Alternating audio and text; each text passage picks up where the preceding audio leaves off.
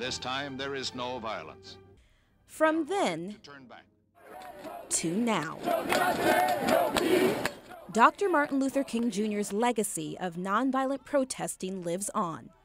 To get a better understanding of how the die-ins of today compare to the sit-ins of yesteryear, I took a trip to Atlanta's Center for Civil and Human Rights.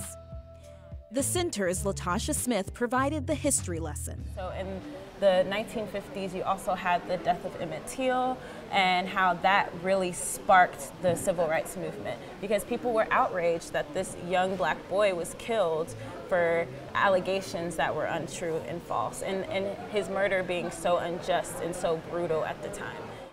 Till's death pushed King and others to develop more unified strategies of protest.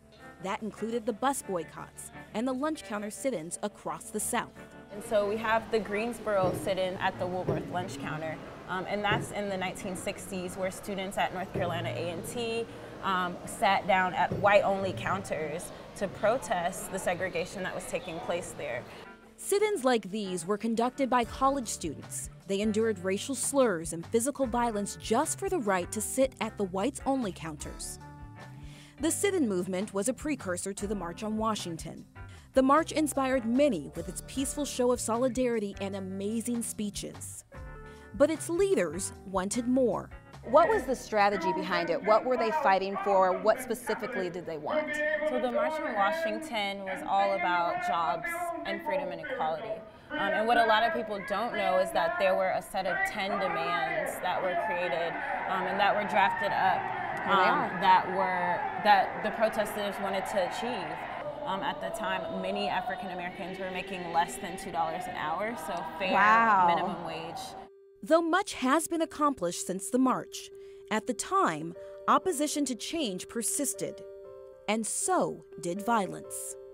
The Birmingham church bombing, Bloody Sunday, Martin Luther King was shot and was killed tonight, remember? And the murder of the movement's leader set the country on fire. What's the connection or the comparison that you see between what happened at this time versus the protests that we've seen in Ferguson and around the country, around the world, really? We still see today people really pushing for peaceful protests. But then again, we also have the language of riots as the voice of the unheard, and that really illustrates, whether related or not related to the Ferguson events, individuals that are lashing out because of those frustrations. Protesters these days have more than just a stage and a mic. Their voices are now spread far and wide through social media and art.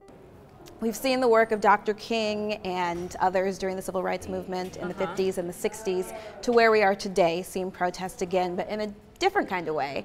So tell me about the newest exhibit that is here at the museum. So this exhibition that was done by Baltimore-based muralist Gaia. And so what we have here is based on the hashtag If They Gunned Me Down.